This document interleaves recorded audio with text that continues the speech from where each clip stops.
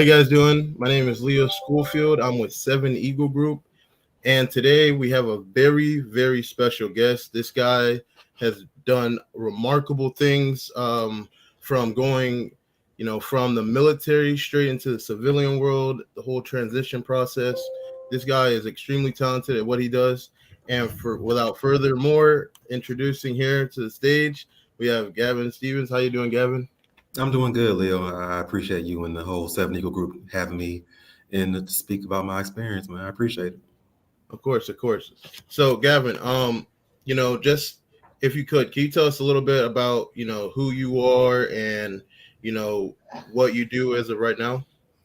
Yeah, so I'm blessed right now to work for the Cleveland Cavaliers as the director of talent and engagement. So fancy title, but essentially I get to lead a small but mighty team of three other people, and overall, we have some responsibility for filling the open positions in the organization, right? So, and Mhm. on the business side of the operation of Leo. So when people think about sports teams, they also think about the on-court product.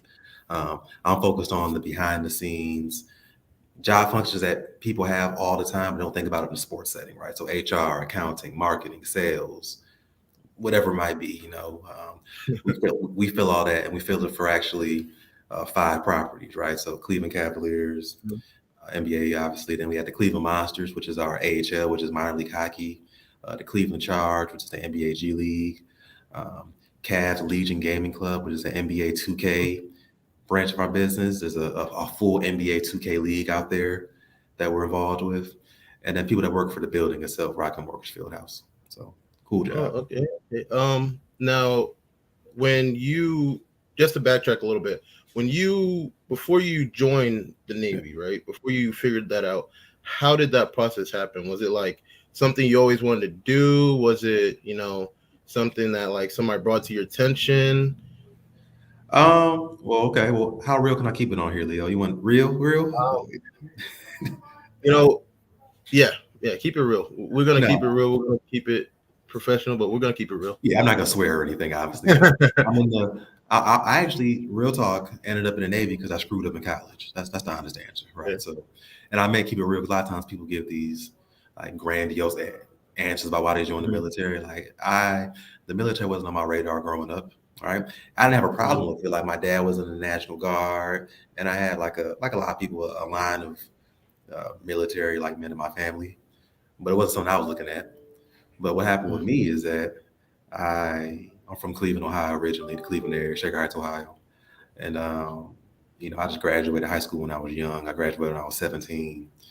And maturity wise, I just wasn't ready for college. It was never anything to do with this, right? It was just maturity, right? So I went Mhm. off to school to Bowling Green State University out here in Northwest Ohio, and with big dreams, and then was right back home a year later because I just didn't do the right thing. And I always tell people I did not fail out of college. I kind of seed my way out of college, right? I went to college with Mhm. career directives like my family can't afford this, but they're taking a chance on me. Go out there to do the right thing, get some scholarships, all that good stuff. So, and I did not do any of that. I just lazy and just being silly, right? So, but it was the real world, man, because it was the first time the real world really caught up with me. I kind of like coasted my way through high school. I'm one of those type of dudes, Leo, just coasted through high school, and Yeah. I'm the type of dude that can kind of show up and just pass the test. I wasn't getting straight A's, but I was definitely doing fine, right? And that kind of just caught up with me in college, right? So it was a wake up call for me in my life. It was the first time I got slapped in the face with some people that. Um, so like I said, I left the hero at 17 going to college, and then Mhm. came back. 'Cause honestly, somewhat embarrassed about what happened. So I was just in Cleveland working. I remember I was working two jobs, and somehow working two jobs, didn't have no money. Working Mhm. two jobs, didn't have a car, and it's just my life was tracking a way where I didn't really want it to go. And that's how I ended up. I jumped on a bus and took myself to the Navy recruiter. And Oof. the, hey, but the recruiters worked quickly, yo, because I was taking the ass like 3 days later, bro. Like Yes, they do. Yes, they they do. worked quick. So I took the ASVAB and went forward, and it ended up being the right decision for me personally, right? I have nothing but good things to say about my time in the military. And I'm sure we'll talk about that later on. So Oh yeah, we definitely will. Now, during the military, actually, I seen a few things on your LinkedIn yeah, about how you like did recruiting yeah, and all that. Can you tell us a little bit about those jobs and like, yeah, how they helped you become the man you are today in the bright light of it? yeah. So so I joined in the Navy under the SECF program. So that's Submarine Mhm. Electronics Computer Field, right? So I Oh, joined up. sub.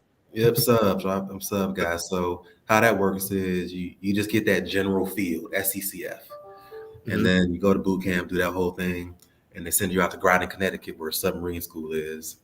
And at Hmm. some point during that process, they split you off into one of four different rates or jobs. So there's a sonar tech, there's fire control technician, and there's electronics technicians. There's radio men to deal with communications, and there's ET navs. And I got selected honestly because it was 16 years ago now. I don't even remember how I got selected for sonar tech, but that's what I ended up doing, right? So went off to my first boat. I was on first boat was USS Kentucky. That's a ballistic missile submarine stationed out in Bangor, Washington. Did that. Had a good time, man. Just my time in the military, especially that first boat. Those guys really took care of me, and there's something about like the military community that in certain ways you don't find anywhere else, right? As far as like camaraderie, there's some reality there, like just life experience and learning for me. Like once again, to keep a real thing, nothing appropriate, Leo, but like, No, you're good. You're good. young black man, right? And I ended up joining a force in the Navy that was majority white. But Hmm. it was a non-issue, man. Those guys took me in, right? It was more just different environment, learning different things, right? Learning to trust different people, right? That I probably, Hmm. if I stayed in the environment in Cleveland, would never learn to do that. Some of my best friends to this day, man, are just people that I never would have met if I hadn't joined the Navy. So, and like literally, there's no way I would have met them. So, or cross paths at all, right? Ever Yeah, meet them? yeah, it never would have happened, right? So, a lot of appreciation for that. A lot of good guys. Because on my first boat, submarine force was still 100% male. It changed later Hmm. on, but great guys that helped me out in my journey. Um, if they see this, man, Matt Hendel, Javaco Smith, some of these guys are my leaders that I still got love for, man, and keep in contact with. So from there, obviously, I'm rambling, but Leo, you decide you want to Oh, you're good. You're good. re-enlist it, yep, and went to I recruitment. know I know for me, I was in the Navy as well. I'm still Mhm, transitioning myself. mhm, You definitely meet a lot of people from all over the world in different backgrounds. That was one of the biggest things that I actually enjoyed about the Navy was yeah, you meet people that you never would meet just walking outside or going to the mall or going to the store or whatever. 100%, man. It's just, for me, really, it was life changing that type of experience, and I think people in the military understand that. I think sometimes if you talk to people that haven't been in the military, that sounds almost like cliche, um, but it's true. I mean, you just get to be around people who you never interacted with before, and you're forced to Hmm. open yourself up, broaden your horizons, and learn to deal with people, right? And that's Yes. if there's the biggest takeaway that the military has given for me is that learning how to deal with everybody. Because it's not like I was best friends with everybody, but Leo, like it is what it is. You on the boat. What are you gonna do? Basically. Just not talk to people, fight everybody? Yeah. That's just not how it goes, man. You just gotta learn how to deal with it, man. It's something that I took for granted when I was in the military, because for the most part, everybody just learns that trait. We deal with it. You gotta learn to work with people. Don't gotta be best friends. You gotta learn to work with people. Hmm. And when I got out the military, that's a trait that I found in my travels now that not everybody has. They get thrown off real quick off their spot, or um, any little bit of adversity, right? Really just takes them all the way off.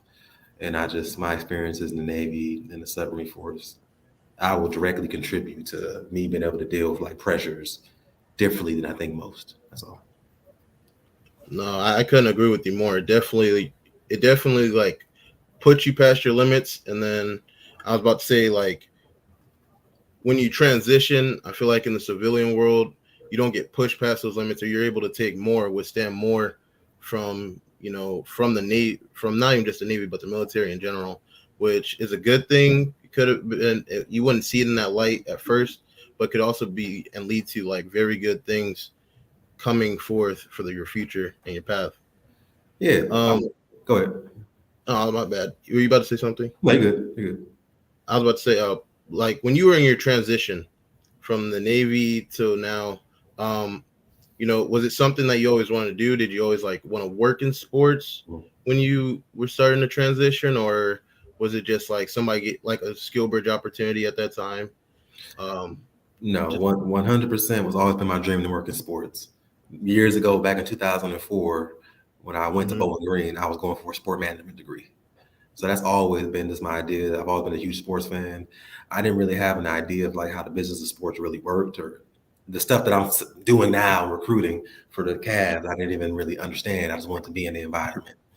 And that's carried with me, right? So even when I was getting out, I got my bachelor's when I was still in active duty. So I had that knocked out before I got out, and it was a sport mhm. management degree that I started on shore duty. And I finished up on my second boat.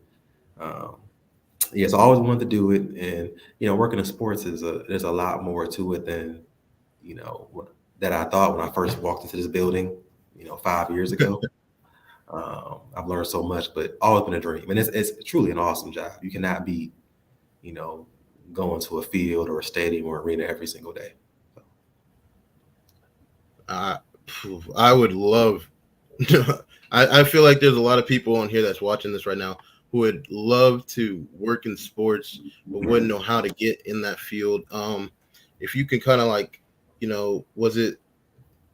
would it be like something that would you could say is kind of rather easy to like, transition into, or is it something like you kind of had to work to get up to get to the position where you are at now? Well, I would say I don't want to use the word easy, right? But I would Mhm. say that there's a lot more opportunities to work in sports than people think. Okay.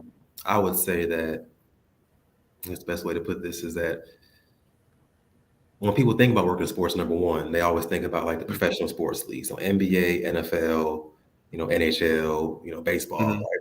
And there's a lot more to professional sports than that, right? And there's a lot of, and even minor league sports, right? All that stuff is the best way to get yourself in an environment, right? So if you stumble into a job that's, professional sports from the very beginning, like I did, perfect, right? Mhm. But I would say that some of the best employees we have start out at minor league sports and work their way up, right? People, you can work for a college athletic department, you can work for your local sports commission, you can work, for a variety of things, facility operations at a venue. So there's a lot of different pathways into it. I think that, when I applied for these jobs, when I was going through this process, so I got out in November 2017. And I was really actively like looking that whole year, 2017, right? From January on. I kind of lucked out, Leo, because my last year Mhm. in the Navy, we ended up being in the shipyard. So for some that was rough, but for me, just based on some things I had done, quals I had done, I was living pretty good in the shipyard, right? Mhm. Um, any sub people watching, I was standing like 14 section duty chief, as a first class. So it was good, right? So I had plenty of time to work, to look around. And the thing that was tough though is that they always Mhm. encourage you to like to network with people. And I give that advice now, but when I was in the military still, networking was kind of tough for me. It was uncomfortable. Mhm. That people say real casually, just reach out to that person on LinkedIn, right? And that's tough to do for real, like just to put yourself out there to somebody you don't really know, right? And then they might just blow it off, they might not. I had a hard time with that, right? So just being honest, it was just not my strong point at the time. As opposed to where I'm super active on LinkedIn now. But um, so I was just applying for jobs when I decided with Mhm. my wife that we're moving back to Cleveland. I was just fishing for everything, Leo. Browns, Cavs, Indians, or now Guardians, and the Cavs Mhm. were actually the only ones to bite. Um, Okay. I actually right when the Cavs were calling me, I was in the process of looking to interview with one of the major hospitals out here, Cleveland Clinic, for a recruiting role out here, and the Cavs called me. But the Cavs called me. My first job with the Cavs was not in HR. I was actually in retail. Mhm. So that's my other piece of advice for this is like, if you want to get into sports, sometimes the opportunity is not going to come to you presented just how you want it, right? It's going to still get you because the number of jobs sometimes is limited because a lot of times people think these are like big companies, Hmm. they have a lot of name cachet, a lot of brand recognition, but these companies are not like super big, these teams. So we don't have like unlimited jobs. So if something pops up and put your name in the ring, put your name in there for it and give it a shot. Like I went there, I have so much respect for the organization, Leo, because they gave me a job um, working in retail as a merchandise concessions manager. I worked with two other managers there. I worked every single event, Cavs, Monsters, all the concerts, and I was in charge of hiring part-time staff that worked at the arena in retail. I was in charge of payroll, you know, Hmm.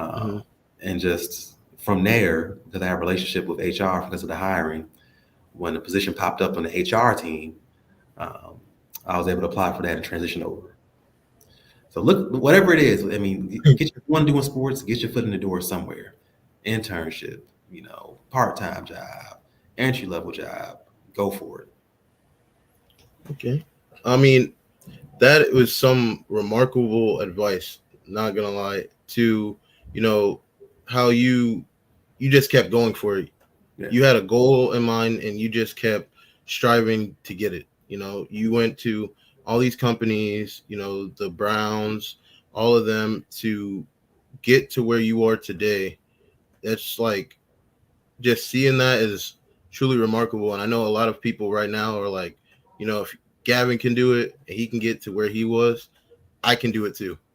And yeah, that's just beyond beyond remarkable, yeah. I would just really. tell people to stay encouraged, Leo. Like, and especially now in the role I'm in, it's just, there's a certain reality to the fact that you're not gonna get every job you apply for, right? And I'm Mhm. someone personally, like I'm running the recruiting function here for the Cavs, and I, the person that works for me, her name's Carrie. She's our talent acquisition manager. She's awesome, right? We do our best to review every single resume that comes in. Like I can look you in the eye and say that we try to review every single one. But sometimes it's tough, and sometimes people just don't get the job. Like there's only one winner, So I think one of the big pieces of advice is not to be discouraged about these things, um, and then network, right? There's more people out there than I probably thought at the time that actually are willing to help out and pass advice along, right? So if you want to, whatever the industry is, we'll use sports for this example, but whatever it is, you find somebody, reach out to somebody that works there. I- They'll probably respond and be like, "Hey, I'll talk about it," because there's a lot of people that want to talk about what they do and kind of share their experiences and stick with it. I always tell people I'm talking to students, Leo, right? Networking is Mhm. one thing, but the follow up is just as important, right? Even sometimes even more important. Like, don't talk to me one time and just think it's going to just stay in there forever, right? Because I talk to so many people, right? But if I give you my card, I'm giving it to you for a reason. Follow up, shoot me an email once a month, right? And Okay. so when something pops up, you're ready for it. Wow, like that is a truly inspiring story, Gavin, that you had told us. Very, very wise for not even just me, but for the viewers that are watching this as well. Mm-hmm. And then when it came to your resume writing, Right. right? I know, like veterans as such as myself, we struggle with this sometimes when it comes to resume writing and like link our LinkedIn pages. Is Yeah. there something that talent acquisition staff members look for that when they look at somebody's LinkedIn, it just pops out and they're like, okay, this guy seems an excellent an excellent candidate for this position in Yeah. this job. Is there something that really stands out? Well, that's a tough question, and there's not always like a great answer for it, Leo. I think that some of it Mhm. kind of depends on like what you want to do when you get out, right? So for me, Okay. even though my primary function was a sonar tech, I had recruiting in my back pocket, right? And Navy recruiting Mhm. is something that was easily transferable to the civilian sector, right? Being a sonar tech honestly was not, So, and it wasn't right because I had a lot of Mhm. skills as far as like soft skills, like people management, just how to be in charge of stuff. I knew that, but in terms of actual like what I was doing day to day as a sonar tech, doing ranging and doing formulas and messing around, like that was not applicable what anything has to do here with the Cavs. So what I always tell people is that try to find, and this is advice that everybody gives, like try to find those skills that everybody understands what they are. So if you're the LPO or the chief or something like that, don't even use Mhm. words like LPO, chief, master chief, because for the most part, people don't understand that. I'm not gonna say they don't care, right? Because I'll be too Mhm. harsh, but they don't know what they're looking at. That what does that equate to them? Does master chief equate to like senior vice president here? What does that mean, right? What does LPO, equate to director? So take that confusion out of it and just put your skills on there. You're the LPO or the chief in charge of however many people, right? What are your skills, right? What have you managed? Put that on there. And then instead of to try to stay away from so much of the military lingo, which is tough. I Yeah. struggle with Leo. I struggle with my resume a lot. I did because Mhm. the Navy, everything's like an acronym. You know what I'm saying? Right? I do all this stuff, manage this sonar system, did this, was a part of this inspection. Like all these. And Exactly. I actually, for me, put that to the back half of my resume. One of the things I talk about is it's kind of an old school philosophy, but it's called like the top fold philosophy. This goes back when people actually read newspapers, right? When you walk by, only thing that matters was on the top half of that page. No one's in the newspaper and like scrolling through the page three. So a lot of times I like to see more streamlined resumes and put it at the very Mhm. top. Because when a recruiter's going through and looking for keywords, tricky phrases, don't assume they have time to look to read that resume top to bottom or top to bottom for multiple pages. Put those skills and what you want to get across at the very top. I think objective statements are good for that kind of stuff. A line or two about what you're interested in, and then skills, skills, skills. I would say that's what I look for, kind of what I lead my team to look for as well. I think Mhm. there's some there's some tough parts about this, like obviously based on what the role is, education is important, but a lot of times, honestly, for me, education is not the most important thing. It's more about because if all our jobs require a degree, then the degree becomes like a check in the box almost, which is horrible to say, right? Because I got one too. I'm going to get my master's, so education is important. But I don't even say you can lead with that. Your degree and your GPA, it's fine, right? Skills, what can you do? And for military folks, cover Mhm. letters are very important too, in my opinion. I'm not speaking for like the whole recruiting population in the world, but cover letters are a good way to kind of, you know, get your point across to the hiring manager. Hey man, I know I don't have a ton of experience, but and I don't hit every mark on the job description, but this is why I'm a good fit for this organization, right? This is what I've done. So put something on the top half of the resume to draw their attention in, and then put a cover letter on there as well that can be like a page long and kind of talk about what you want to do and why you're a good fit for this. That makes sense? Yep. That cover letter and resumes are one thing that we've been, you know, constantly looking at and constantly updating on a daily basis. And to get, somebody of your talent to really want to see one of ours or like view one of our resumes and tell us what stands out is like some of the best advice we can get right now. Because we're actually like every day updating our resumes. Yeah, and like I said, some basic resume advice that you probably already know, but like obviously tailor your resume to the job. I mean, I can't tell you how many times, not even me so much more, but some of my team will see like a job Mm, resume for like a sales job, but the resume is talking about marketing because a lot of people have like one resume they use for everything. It's mm, worth the time to take 15, 20 minutes to tailor that resume for the specific job, you know? So if you have skills that that that match better for facility operations, highlight those at the top half of your resume. If you have skills that work better in like logistics or IT, highlight those, but don't use that same resume for every single job. That's something that I do see a lot. It's all around, not just military folks. And that's something that does usually get your resume passed over because it's like, well, this person even read the description. So well, that was something that I personally didn't know, that you want to always have a certain resume leaning forward to your next job. And then, I think that like with with my resume, I try to like, I feel like a lot of people just kind of write their resume out and they kind of make it like a general one. But to make it for that specific career it makes sense. It makes sense in a lot of directions. It It makes does. I sense. mean, like for the Navy too specifically, I can't talk about other branches, but my resume, honestly, and like I said, a little easier for me, Leo, because I had that recruiting. So recruiting, I was able to put stuff over directly. But for like time on the boat, I used some of those collateral duties, right? Like, I couldn't have anything that was like direct related to sonar that would help me. But I Mhm. was I forget the Navy acronym now, but I was like essentially like the training manager for like my division, right? So CTQS is what it was called back then. So we go in and track, all that track all our quals. That was a training manager on my resume. You see what I'm saying, right? So you can finesse it like that. If you were the RPPO or something like that, you can talk about logistics and inventory management. Those are ways to take those skills, collateral duties, into something that makes sense. If you're the RPPO, like one of these surface ships, one of these carriers or something, and that much money is going through your hands every day, right? That's something that stands out. But if you just put our repair parts petty officer on the resume, no one knows what that is, right? So that's something that really helps me out. And I used to have like a little one pager, I think, that Mhm. had some ways to equate some of these collateral duties to civilian job functions. But I'm sure everybody has them. You've done something that could be easily transferable.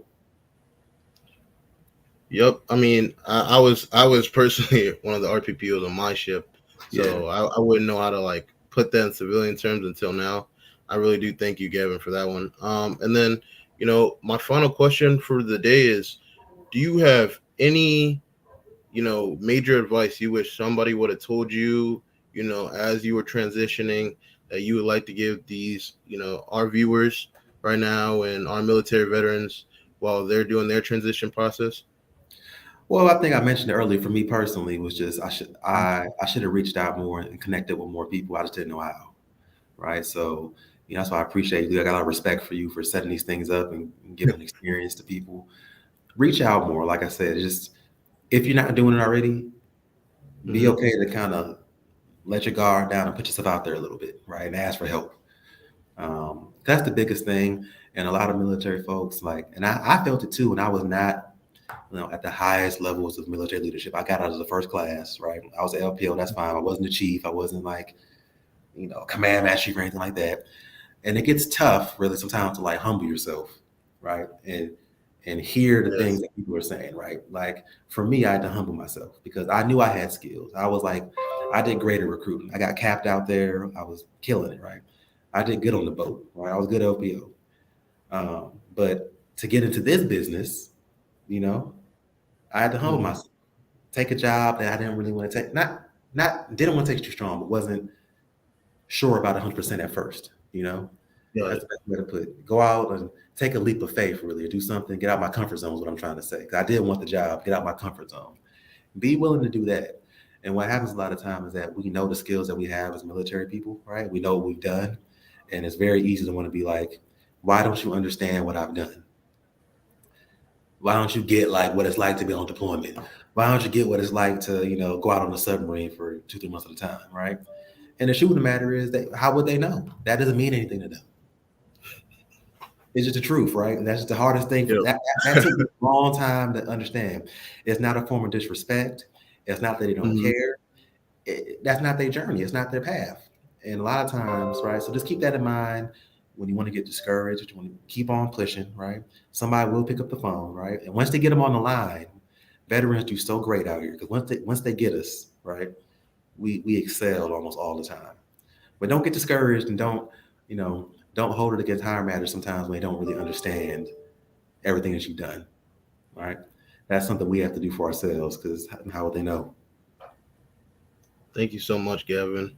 Again, thank you so much, for taking time out of your day to come and really, tell your story and just help, transitioning service members and other people who are viewing this, how, to really set themselves apart from other individuals, but not just the skills they have, but also how, you can build your resume and do all this and build your LinkedIn to make you stand out, because veterans do have special talents that they need to make known ahead of a lot of the civilians in the civilian world. We got so much stuff. It's so much, man. We kill it out here in the civilian sector. We really do. Any question you want me to answer, Leo? I can go a little earlier. Are we good? Really quick. Nope, that was it, Gavin. Thank you so much again. Really, thank you for your time. Okay, no problem, Leo. Thanks, everyone.